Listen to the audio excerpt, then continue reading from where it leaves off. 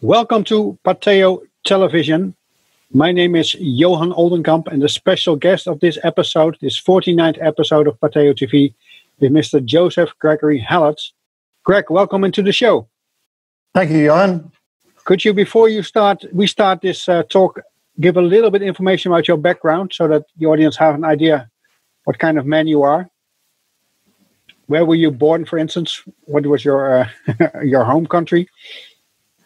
Okay, I was born in New Zealand, named after the place in South Holland. I've written 15 books, and about 5 of them on New Zealand, exposing the corruption of the New Zealand government and judiciary and police. And I did that from about 1999 to about 2007. I wrote 4 books in 2007, and I haven't been allowed to work anywhere in the world since 2007. Since I published about 9 or so books. So what I found, and what other people are finding out now, is that the governments and judiciaries are just a mafia, and they all obey the royal families and the British royal family, which are flat-lie royal. They're absolutely fake, right? So I was the royal biographer for 4 years, and I wrote a 5-volume set on the British royal family and who the true British royal family are. And I exposed about 40 royal marks that Queen Victoria gave the royal family, a couple which I own now. That absolutely set in stone that Queen Victoria had a legitimate firstborn son called Prince Marquis Manuel, and she was married to the second in line to the throne, who was blind Prince George of Cumberland, who became King George V of Hanover. So I wrote 3 books on that, and a lot of the information is heavily codified, and they brought me in to decipher the royal marks, and sometimes I was deciphering them instantly, going, oh, that's a blind man, and they had the marks for, 150 years, and they weren't quite getting it. So I was brought in to decipher all the royal marks, and in doing that, I also was given some information and wrote 2 books on the Jesus lineage, which is that there were 2 main Jesuses. Jesus was the 5th most common name in Jerusalem, and there were 5 or 6 Jesus, 2 main Jesuses, and they both went to the Algarve, and then one went to England and founded Lord Mayor of London, which is actually the true king of the United Kingdom. Okay. Right? Yeah. So, and in that time, I've been just heavily sabotaged, poisoned, things have broken down, cars have been stolen, cameras have been stolen, funds have been stolen, removed. My status on the internet is just ever diminishing. My hit count after I do an interview, my hit count actually goes down. Okay. Right. So all of this stuff shows that there's a big conspiracy not to get the truth out. And the truth is that we are living under a flat-lie royal British family who are enacting the Bible, and they've acknowledged me as a participant in the Bible, like King of the South would be me. So what I've found is that the magical days of, which amounts to 3.5 years and 1,290 days and 1,335 days, etc., they all come from when I lodged a claim in the Queen's Bench High Court in England, claiming Prince Pretender status, right? And from that time, which is March, April, May 2015, to the Paradise Fires, 8th of November to the 25th of November 2018, that is the allotted time in the Bible, right? And there's another date in between, which was the 15th of September 2017, and that was when Hurricane Jose which went from the 6th of September to the 22nd of September. It was turned off on the 14th, 15th of September, around about 6 p.m. to 6 p.m. for 24 hours, which was exactly my birthday. So you got this hurricane, this massive hurricane going through, and it's got my first name Jose, which is Joseph. And then it comes along for like 6th to the 14th of September, boom, and then it's no longer a hurricane for 24 hours, and then it's a hurricane again from the 15th to the 22nd. So, and what the Bible says about that is that everyone will look up and wonder. Right? So that's actually another marker in the timeline, and I've just finished the graphic now, and the latest obstruction I've got is I've got a new keyboard, yeah, because the old one was stuffed, and the bottom keys, all the bottom right keys are sticking, so every sentence I write has 4 spelling mistakes in it. So that's why I didn't get to, that's the excuse I'll use, that I didn't get to do all of my graphics. Okay. Right?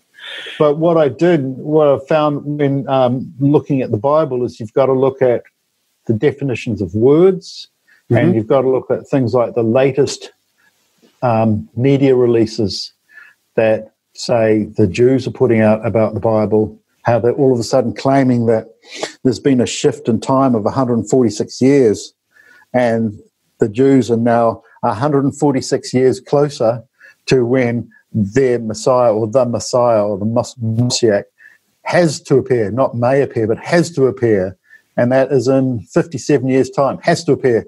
Can appear anywhere in between, but has to appear in 57 years, right? But there, so it goes on, and it's just absolutely full of intrigue, and it's related to Jerusalem becoming the capital of Israel, and Jerusalem being given to the Catholic Church, and me being registered in the Holy See as a member of the Jesus Mary lineage, and all of this stuff happening within 6 weeks in 2013. And then Trump getting into power, and then trumpets being heard underground, which is also predicted in the Bible. And I heard it from here, up by my oak tree, which is exactly 777 meters from me. I've got this, I call it my profile oak tree. It's where I had my pictures taken, the oak tree behind me. And then on Tropical Storm Greg off Mexico, that kind of jumped to where I am, and it split a third of the oak tree off, which is very rare. And that was also predicted in the Bible and in the Rosicrucian cosmography and in Oak Island, Nova Scotia. The whole treasure of Oak Island is related to that. And it just means the oak is material. That's what it means. So there's meanings and meanings and meanings, and it's like a study course, So when I got like 1 or 2 or 3 points out of the Bible, in order to describe what they're actually talking about, I've got 24 pages of finished printed material just to make 1 point, And a lot of these points and discoveries in the Bible, they can't actually be made until they happen. Yeah? And they can't actually be made until they happen to the person who is the targeted individual that they're happening to and about, right? So what I've managed to do is decipher this biblical timeline of the 1,290 days, 1,335 days, and the 3.5 years. Yeah. Yeah, that would be great. Just finished. And one other thing is, when I finished it, I was doing it 3 days ago on the 18th of January, and I'm doing this timeline, and it's Daniel's dream, right? Right at the end of the timeline, I get the date, and it goes 18th of January, and I'm going, that's today. So I discovered it on the day predicted, So we'll see if I can, prove it to someone with a PhD, I think. Have you got a PhD? I've got a PhD, yes, but for what it's worth. So I can, my left hemisphere is working okay, but that's okay. Yeah. Right. I'm a step-by-step guy, Greg. So what I would like to do is to take the audience and me to your conclusion and your approach and your research results. I did some research myself too. About 2 years ago, I thought I fully cracked the code of Daniel, but I have to admit that my conclusion didn't come through. So I'm a bit confused now because I was quite certain. But I have to say I based it on the Zionist agenda, the decisions they took, especially the moment when they had a big meeting in Basel in Switzerland in 1897. And I used that, and I used the day when Jerusalem was conquered in the 6-day wars. Those were the two main ingredients on which I based my interpretation. But the conclusion is not valid. So I'm open for new insights, and that's why I'm very interested in your take on this. Okay, well, I looked at your stuff, and you were talking about that the Antichrist turns up in 2017. Is that correct? Yeah. Well, you weren't entirely wrong, but there's two forms of Antichrist. There's the ANTE Christ, which means in place of Christ, yeah? And then there's the ANTI Christ, which is the opposite of Christ. Exactly. Ante means before, and the other one is against or something. Oh, one is against Christ, the ANTI is against Christ, and ANTE is in place of Christ, right? Which is kind of like the second coming, which is a charged word, but in other codes they use vid, V-I-D-E, or V-I-D, like V-I-D-E-O, video. It means a likeness, a very good facsimile, right? So it doesn't have to be Christ. It can be someone like him, or someone like we imagine him to be, And what's happened is we've got all these charged words like Christ, right? And Christ means anointed. high priest of all good things. Okay. Right? What do you think it means? I thought it was anointed one. Christos from Greek. Well, as well. But you've got all of these words from the various disciplines. Mm-hmm. You've got all of these words like Christ. That's a charged word, but let's say it means high priest of all good things. And I've spoken to Christian elders, and they go, "I'm telling you, this is what it means." So they've told me, and they're sort of the faithful, yeah. And Jesus is a person's name, yeah, and it was the 5th most common name in Jerusalem. And then you've got Holy Grail, right? And the Holy Grail was spelt Grael from Charlemagne to Joan of Arc, which is about 800 AD to about 1431. So it's the longest serving spelling of Holy Grail, right? And when they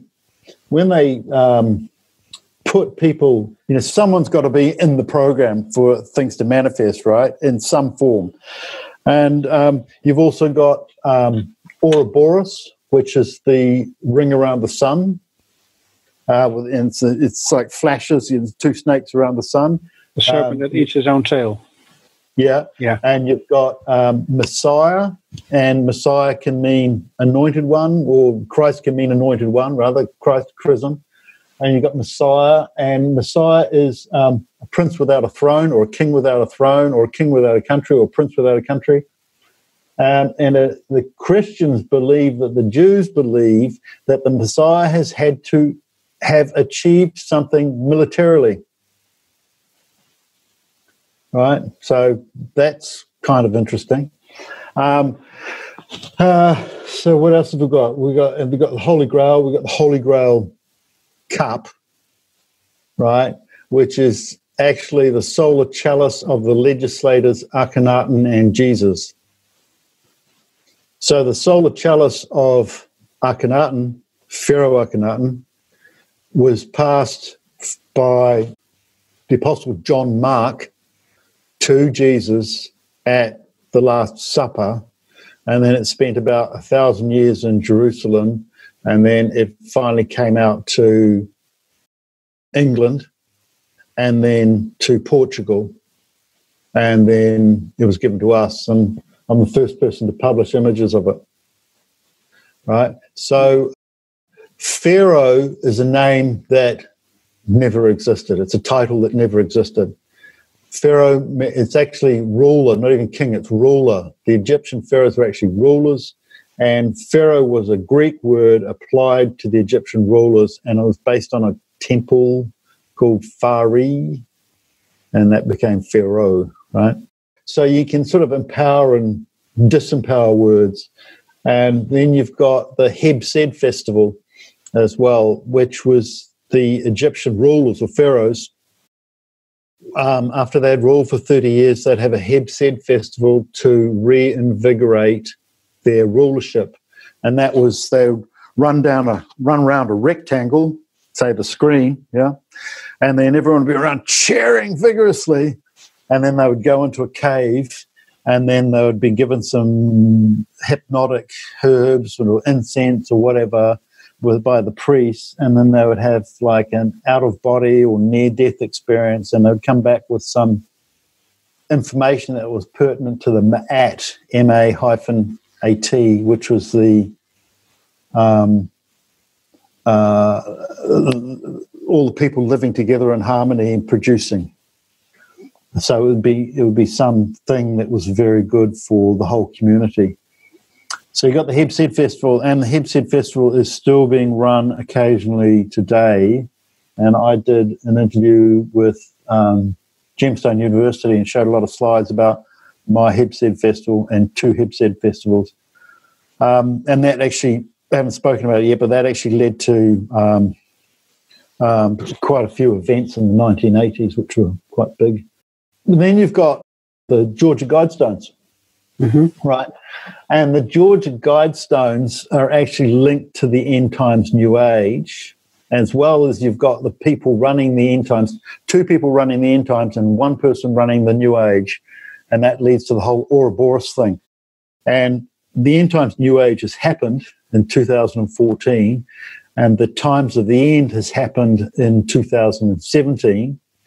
And when you look at all the requirements of like the second coming, Jesus, Christ, the Messiah, all that sort of stuff, it's actually, when you take all the whoa out of it, and you say, well, this person has to have done this, this, and this, it's actually not that difficult to fulfill. Well, it is, but when it's done, it's very practical. It's very specific, This happened, this happened, this happened. Here's the place, here's the time, here's the location, here's the evidence, here's the illusion in the Bible, here's the illusion in the tradition received, here's the illusion in the Rosicrucian cosmography, here's the illusion in the Book of Predictions, here's the illusion in all the Jewish scriptures. Right? So what the Bible says, when you take out all the Lordy Lord and God and Yahweh and all those big things that no one knows what they are, when you take all that out, what it says is when these things happen, they'll be very specific, right? And because they're specific and things are specific to a time, a place, a location, and a person, an event, that it's only the targeted individual that they happen to who bothers to record them, like with a camera, and bothers to write down what was happening around the time and the measurements and stuff, like using, say, Google Earth, that all of the stuff comes into play as being a very definite occurrence, that if you took it to an unbiased court and they were looking at evidence, they would go, yes, you own that. What's happened is that because all these predicted events are happening now from 2014 to end of 2017, the predicted events stopped, and the Bible says, and when this happens, that will be the last of the predicted events, and they will stop. And they have, So what I've done is I've recorded all the predicted events, and they're phenomenal, and they're really specific and accurate and definite and codified and obvious. And when they're obvious and they're in your face, it's hard to deny. So what they've done with me exposing all these predicted events as coming true is that when I actually do a whole lot of visuals, like say if I do 50 visuals or 100 visuals in an interview and show everything so everyone can understand it, I get like 300 hits. And if I just sit back and talk to someone generally without being specific for 2 hours having a rant, I'll get like 3,000 hits. Like 10 times as much, So they really don't like the specific stuff being identified. So one very specific thing is the changeover to the end times and New Age was on the 16th of August 2014. So what the powers that be did with the Georgia Guidestones is, and it was in Portugal where I did it, what they did is they got the English and Portuguese or Portuguese-Spanish slab with the, it's got language on each side, it's got 8 languages, 4 slabs, and they cut out a cubestone, so it's a void in the top right corner. And then they put in, that was 2013-14, and then in early 2014, they got a blank cubestone and stuck it in there. And then around the 7th of July 2014, they got a cubestone so you could read 2014 on it, and they stuck it in there. And then at the end of the 40 days of the New Age, which was the 25th of September 2014, they pulled the cubestone out so you could read it, photograph it and read it, and it said 16/8/2014 JAMMM, right? So it gave the date 16th of August 2014, which was actually the date of the End Times New Age changeover. And JAM, you could say, stands for Jesus and Mary, but they said it was Joint Annual Meeting, and that MM is the highest Freemasonry order, but they took it to be Master Masons, as in stonemasons. So they said it was JAMMM was Joint Annual Meeting, Master Masons, but it's actually Jesus and Mary, Freemasons' highest order, and MM is also Marcus Manuel, who was the last true king of England, 1869. All the stuff becomes really specific, very, very specific.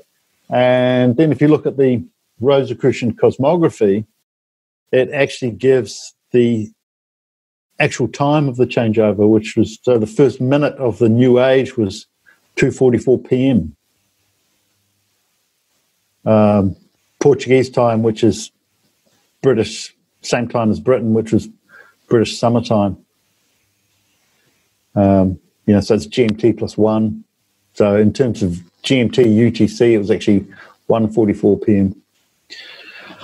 Yes, so what I've done is I've got just loads of very specific information. And if I had a film crew and a sound engineer and a sunny day, we could just go around and just film it all, and I could show it all very specific. But because I've had so much sabotage, like computer sabotage and publisher getting killed on Coronation Day, my webmaster publisher got killed on Coronation Day 2018, 2nd of June, at the hour of coronation, 12:30 p.m. GMT, 1:30 German time. And I was sick at the same time. I've had all these hindrances. And then I look at the Bible and what it says, and it does say that you'll be sick for a time and out of the picture for a time, And so it's all very absolutely specific, we're talking about, if I had an unbiased judge, I could take all this to the judge and go, here it all is, blah, blah, blah, and here's all the evidence.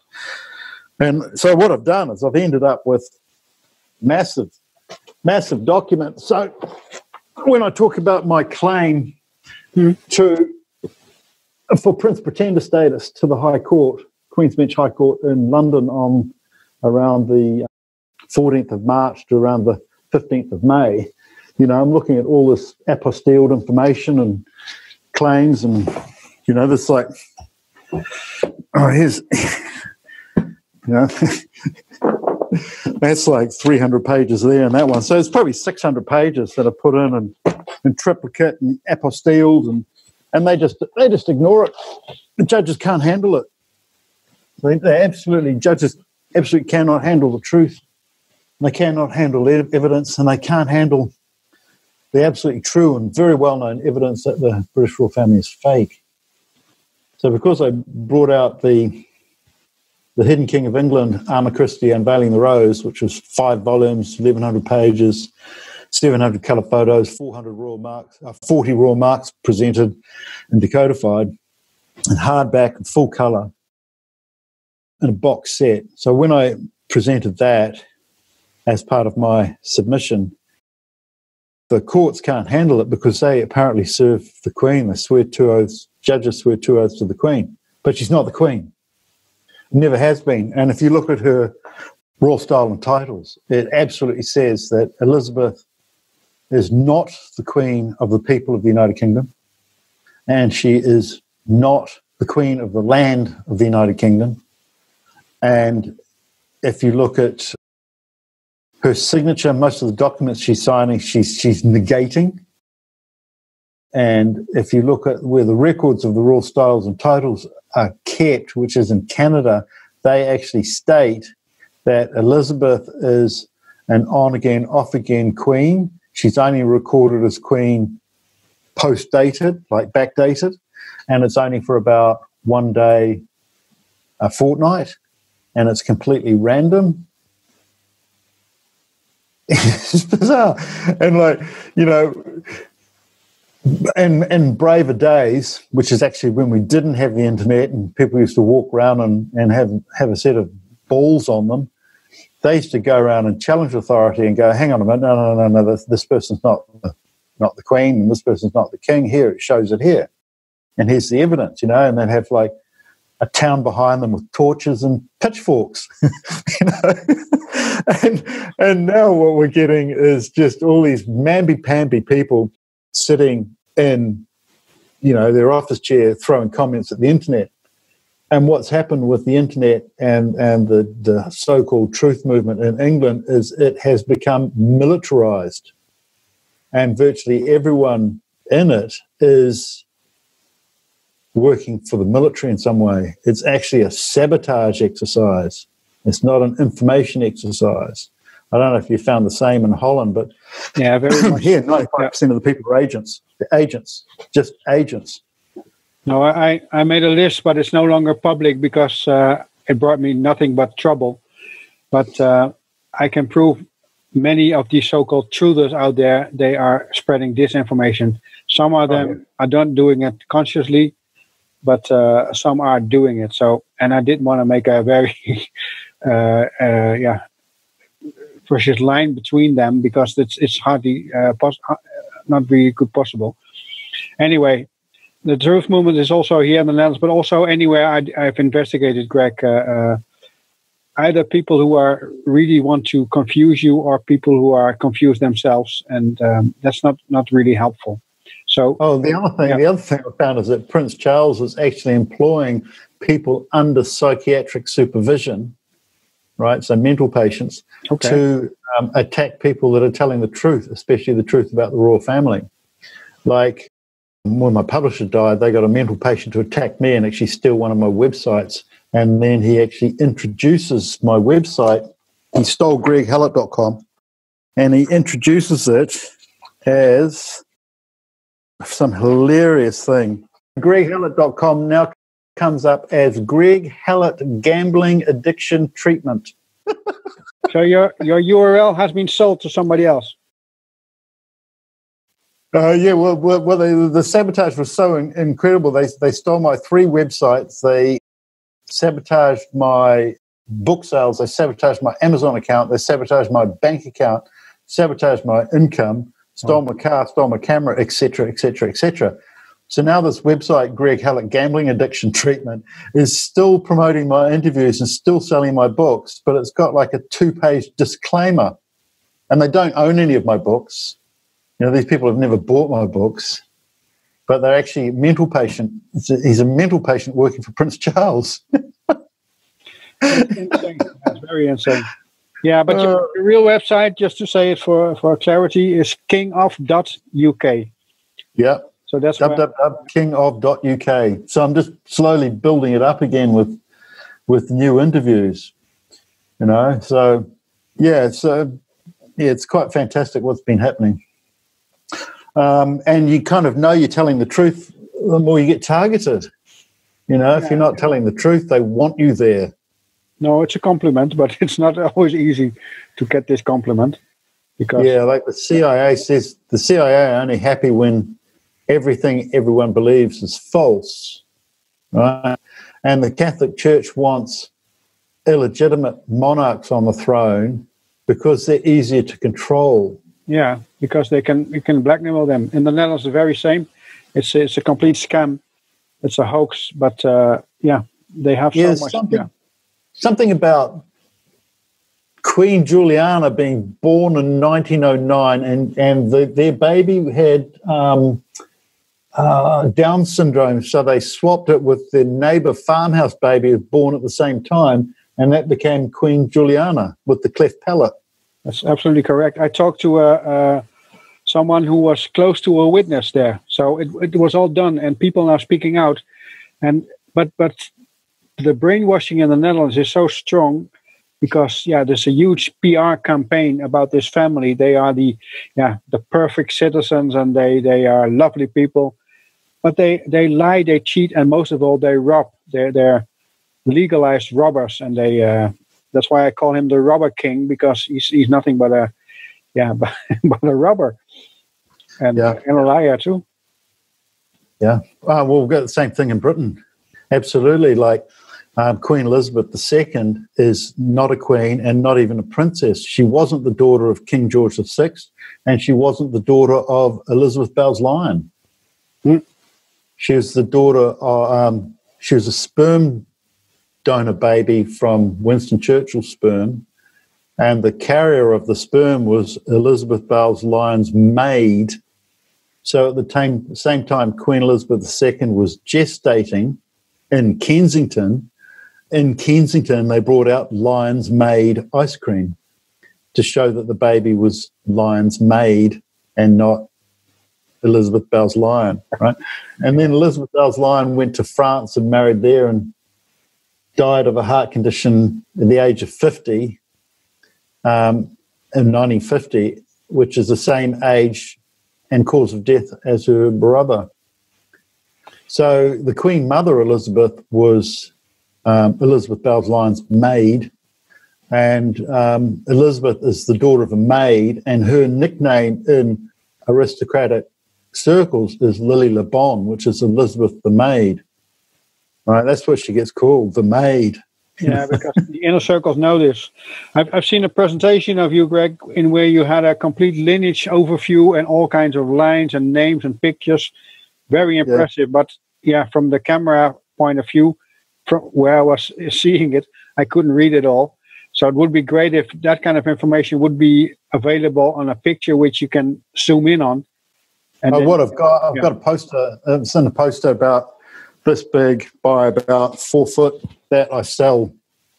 Oh, okay. So I've still got about 4 left, because you can't actually do it in a JPEG. One is it's like 1,500 hours work that, and you can't actually put it in a JPEG and get enough information. You actually have to scroll down the screen. So pretty much the only way we can do it is to buy a big print copy, and then send it over through mail. Old-fashioned mail. Yeah. That's the best way to do it, because you can study it and study it and study it. And, that was phenomenal amount of work. That is an idea to show the picture that we prepared for this talk. Is that good? It's a bit of a Show that. I hope this is readable for everyone. Can you talk us through this, Greg? Yeah, sure. So my graphics are a bit delayed because my keyboard was sticking, and I was having to retype every sentence 3 or 4 times. So I've just finished this image, so there's a few space gaps missing, etc. So what I've done is I've prepared 24 pages of documents deciphering bits in the Bible to real events. Just put it all into the timeline of what the Bible says. So if you look at the red line, that's the timeline. So if you look just below on the left-hand side, 14th of March to the 15th of May 2015, I made a claim in the Queen's Bench High Court in the UK in Worcester as Prince Pretender, and to be recognised as Prince Pretender. And that's the 600 pages of documents and apostilled, etc. Apostilled means it's notarized in another country, and then apostilled means you can take it from the other country and bring it to England and have it heard.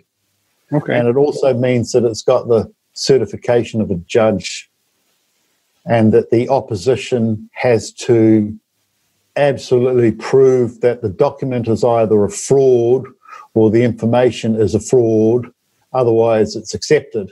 And none of that happened. So the documents were accepted, and in the courts, they refused to hear the case, but I showed them up for being biased, and they're actually using the £10,000 lodgement fee for money laundering. And it's 600 pages, and they got the document at 4:30 p.m., and then the next day by 9 a.m. they'd made the decision. They'd read 600 pages. Speed reading, yeah. But what actually happened was that the papers were sent from Worcester to Temple Bar for all the lawyers to study, and they were sent to Salforth in northwest Manchester, where MI5, MI6 and the Mossad decide all the legal cases. So what they did is they got I demanded it be heard by a Queen's Bench High Court QC judge. And the person that heard it was the lowest form of judge. His name was Martin Parry, and he was a district court circuit judge with links to pedophile minding. And he was the one who didn't hear the case and who read it in a miraculous 5 minutes and then made a decision which was biased. He was using a false status. He signed off that he was Queen's Bench High Court, and he was actually district court circuit judge. So that was absolute fraud. So I exposed him as a fraud, exposed Martin Parry as a fraud, and recused him. And then the next judge who looked at it took recusing the judge on the basis of 40 counts of bias, recusing as an appeal to appeal. And it wasn't an appeal to appeal at all. It's a standard practice, and it's very simple, but the judges don't like to acknowledge it. It's a very easy piece of law to use. You recuse a judge because he's biased. You show the bias, he's recused. So the judges were not acting on the law. Because they weren't acting on the law and they weren't acting on due process, and both judges have shown combined 80 counts of bias, which I actually wrote up, I was then allowed to make my own decision and have them challenge it or not challenge it, and they didn't challenge it, and they accepted the challenge in my favour. So the conclusion was that by tacit passive acquiescence, that the Queen's Bench High Court of the United Kingdom was acknowledging me as Prince Pretender to the United Kingdom with the support of Temple Bar and Salforth and Manchester and MI5, MI6 and the Mossad. And what that did was begin the timeline, the biblical timeline of the 1290 or 1335 days or the 3.5 years, right? And that ended in the Paradise Fires, which were from the 8th of November to the 25th of November. And in between was the 14th of November, which is Prince Charles' 70th birthday, right? And what it looks like is Prince Charles stole the kingship of the United Kingdom, because he knew it's a true Prince Pretender. He stole kingship of the United Kingdom on the 20th of April 2018, didn't tell anyone. And then what the Bible says is he will have a short trial as king, and we'll see what his mettle is. And that Prince Charles caused organised sphere of influence the fires in paradise, which fulfill a whole lot of the Bible. I call them rapture in paradise lost fires.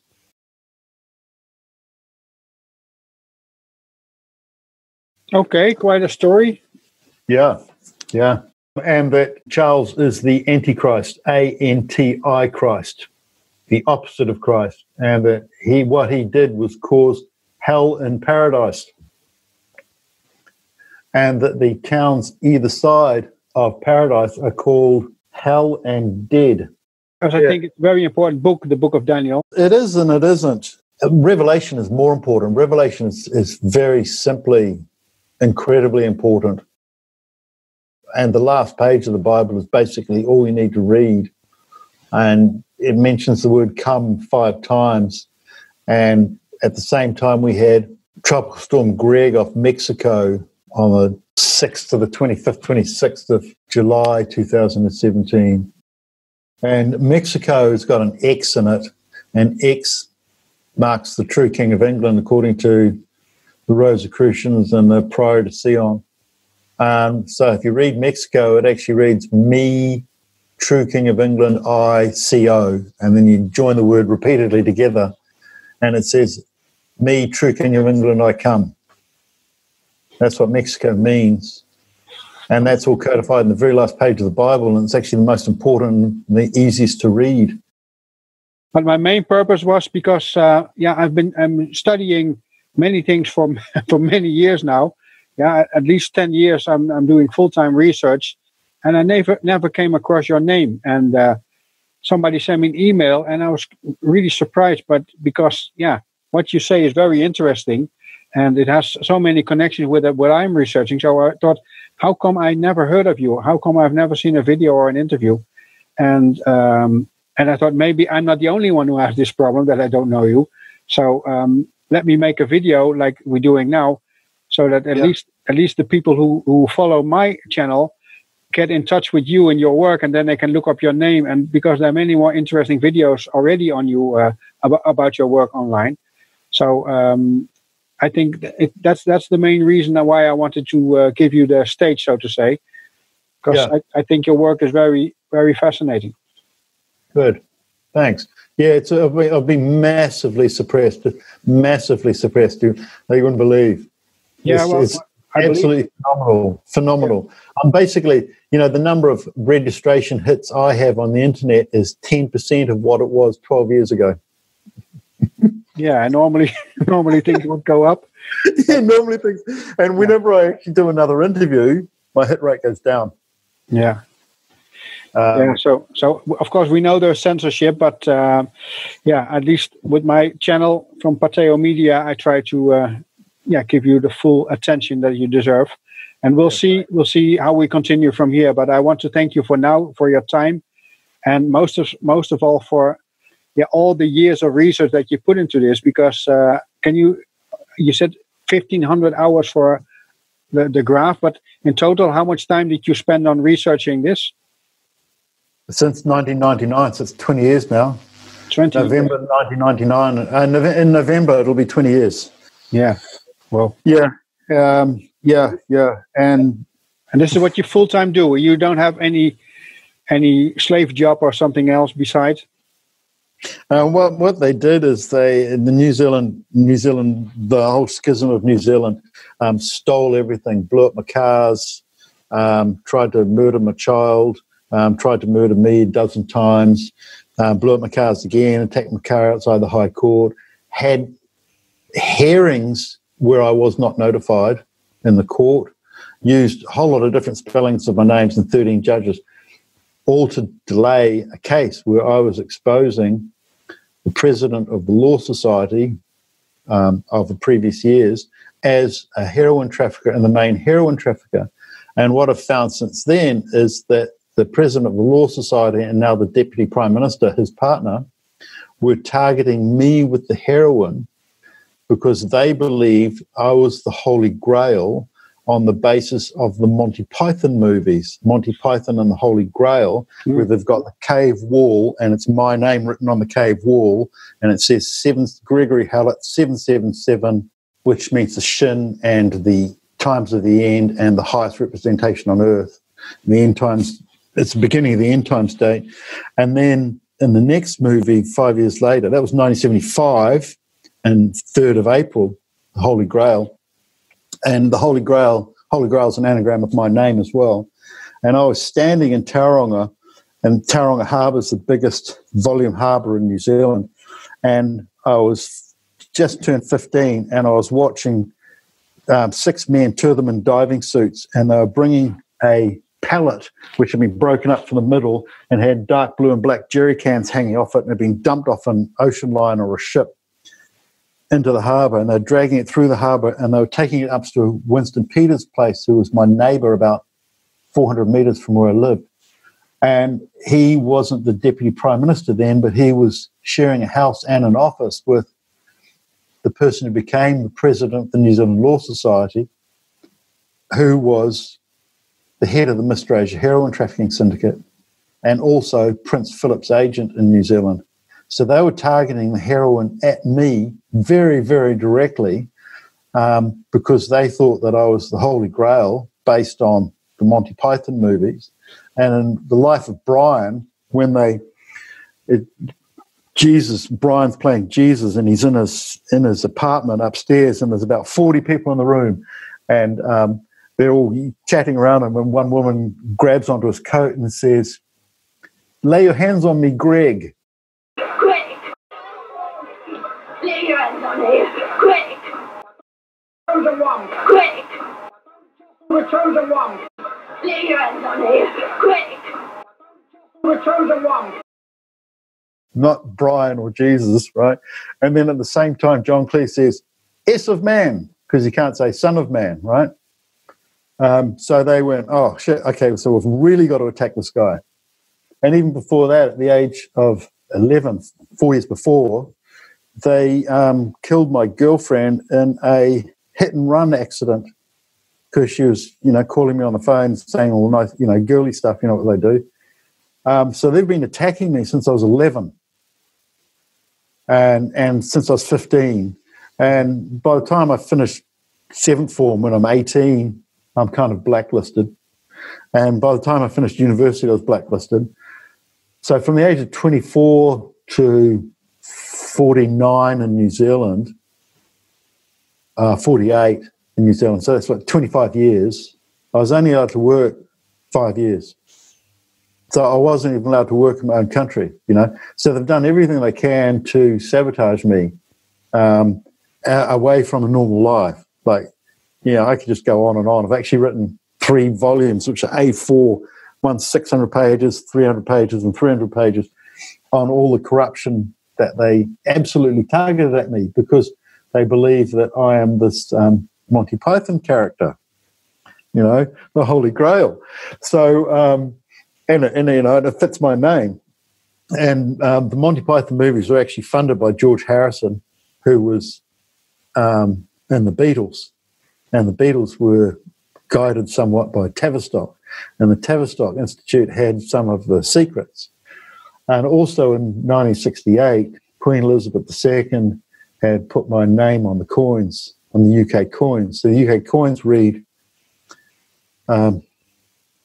Queen Elizabeth II is 2, Greg, and then Elizabeth has the letters H-A-L-E-T, which is Hallett. And the letters left over is I-B-E-Z, and then we have these sayings, 3 strikes and you're out, so that E becomes an I, yeah? And you look at the Z in reverse and it's an S. So it says Elizabeth II, Greg Hallett, Ibis. And the tradition received is the king is delivered by the Ibis. So what Elizabeth did, she put my name on the coins from 23rd of April 1968, went on the 5p coin. The last coin it went on was £2 coin on the 15th of June 1998, and that is 11,011 days apart. And 11 means M, so that spells M0M, which is mum, right? And then they named me in Logan, Wolverine, X-Men movie, Logan, in 2017, and then in The Mummy, and then in Baby Driver, which has got Mum written on the cassette cases 5 times. And right at the end of Logan, they changed Wolverine's name from James to Joey, so he's Joseph Howlett, which is very close to Joseph Hallett. And then at the same time they were filming the end of it, they took me to hospital. The military took me to the Crown Hospital and changed my name from Hallett to Howlett, so that I had the name Joseph Howlett and Wolverine had the name Joey Howlett, right? And then in The Mummy, the Mummy plays Isis, and she says, Joseph, you are my chosen. Hallett, do you accept? Sif papayech, Hallett. Sif papayech, Hallett.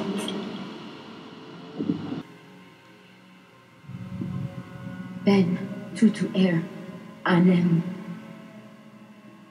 Ben tutu air, anem. Iwek air, shesef tayef set. Iwek air.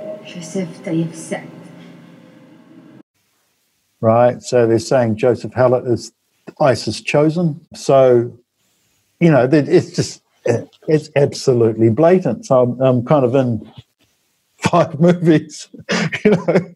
So, you know, it's kind of a wake-up call, because you want to deny that you're in this position, like Prince Pretender and Bible predicted and all that sort of stuff, because it sounds like, you know, all of those tosses in Christianity that go, I am, you know. So, you know, all the stuff is like, what they've done is they've completely denied me a life. Absolutely, I do not have an ordinary life at all. I'm not allowed to work anywhere in the world. I'm basically not allowed money, and somehow I have to survive. I'm not allowed to sell books. My interviews are really suppressed, and I'm then named in all of these movies, and I've got all these legal documents, and I've got all these super important royal marks. Like, I've got the most important royal mark from Queen Victoria. It's a letter, and it says, assemble him claimant. Right, and that letter was given to me 3 times. Right, so obviously even the true royal family wants to assemble me as claimant to the throne and crown of the United Kingdom of Great Britain and all Ireland. So, you know, I have to do it because I just don't have any other life. It's just been, my life's been absolutely stolen. Yeah, I'm surprised you can laugh about it, but maybe that's the only way to deal with it, Greg, because otherwise you might get insane or something. Or, well, you know, yeah, you do kind of question your own validity in the universe, but then something comes along and says, no, it's you, you know. So basically, I just run with it and have to run with it, and you know, have my friends say, you know, pull your head in, laddie, which is always a good thing. And then I just record the stuff, you know, like Diana, Princess Diana knew about me, so she conceived Prince William on my 20th birthday and gave birth to Prince Harry on my 23rd birthday. She absolutely knew who I was, you know? Okay. And she was born 77 days before me. And what 77 means is the Father is fulfilled in the Son. That's the code for 77. So that's kind of interesting. And, like, she went to Riddlesworth School, which is, you know, primary school kids. And then I go for a swim, and then the bus pulls up full of Riddlesworth school kids to go and swim in the same pool. So, you know, the meaning of that is Diana actually went to school around here. She used to collect guinea pigs and was swimming in the same psychic waters. So, like, when she left Charles secretly and conceived a child with King Juan Carlos of Spain, at the same time, the crow called Grog, like, which is Greg but with an O, left the Tower of London, right? And my nickname was actually Grog in school 2 years earlier because I had really bad acne and I used to pop them and then cover them with meth. So when I went to school, I used to smell like a meth addict. methylene spirits. Okay. So my nickname was Grog, and then the crow leaves the Tower of London, called Grog. At the same time, Elizabeth is conceived. At the same time, Princess Diana is conceiving a child with King Juan Carlos of Spain. And what the legend is that when the crows leave the Tower of London, it's the end of the British royal family. So what happened was, with the birth of Elizabeth in World War II, the crows actually did leave the Tower of London, and Winston Churchill replaced them with a whole lot of new crows and clipped their wings so they couldn't fly. Okay. Yeah? They couldn't fly away, to give their parents that the events, that the prediction had not transpired. So what's happening with me is that all the predictions have transpired through me, including that the person who writes the books will be from Lemuria. So that's New Zealand, Australia, Papua New Guinea. So that's happened. And they've even got the royal styles and titles for Australia, New Zealand, Papua New Guinea, and Grenada, and linked them all together. And the code for that, for Grenada, is GRE, and then NADA. NADA is nothing. NADA is nothing, right? Mm-hmm. So if you get GRE and link it together, you get GREG, RE, GREG. So Greg, which means Greg. It's all about Greg, right? That's the code. And then what they did is they got the most of the royal style and titles in countries are a year apart, right? You get Australia's 1973, New Zealand's 1974, Papua New Guinea's 1975, and then the royal family gets a royal tour there and a royal tour here and a royal tour here, and it's all white gloves and fanfare. So what they did with the New Zealand royal styles and titles in Grenada is they had them one day after the other. So New Zealand was New Zealand Day, 6th of February, 1974, and Grenada was the 7th of February, 1974, a day later. But New Zealand is 17 hours ahead of Grenada. So 5 p.m. on the 6th of February, 1974 was exactly the same time as the 10 a.m. on the 7th of February in Grenada, right? So that's what they did, because they wanted to show that the royal styles and titles in New Zealand was Grenada. Greg, it's all about Greg, Gregory, right? So it's all about a Greg in New Zealand, right? And then what they did with the 1973 Australian royal styles titles, 1974 New Zealand, 1975 Papua New Guinea. 1973 in Australia was on the 14th of September. 1975 in Papua New Guinea was on the 16th of September. New Zealand was 1974. The in-between date is the 15th of September, 1974, which was my birthday and my 13th birthday. So it was like, for my bar mitzvah, they're giving me the royal styles and titles of New Zealand through Australia, okay. New Zealand, Papua New Guinea. So, you know, it's codified this stuff. When you see it, it's actually really obvious. And when you lay claim to it, it sounds like, oh, this guy's just looking for a bar fight. Well, you have to admit it's a lot to take in, Greg. Well, yeah, I put it up in graphics before, and it's like, you know, if I do a really clear job, it gets less hits. If I say it loosely, so people have to write it down and work it out, I actually get more people listening. Okay. What they say is that everything has to be in sequence and everything has to be in proportion. Mm-hmm. So that's the way they get information across, in sequence and proportion. Yeah. Okay. Well, I want to thank you again for your time and for sharing all this. As I said, if people want to learn more about you, they can go to your website, kingof.uk, and they can also find your contact details there. And we'll see how it goes from here. But I think it was a good introduction to your work, I hope. Good. Thanks, Johan. Yeah, you're very welcome. And the viewers, I would say thank you very much for watching this episode.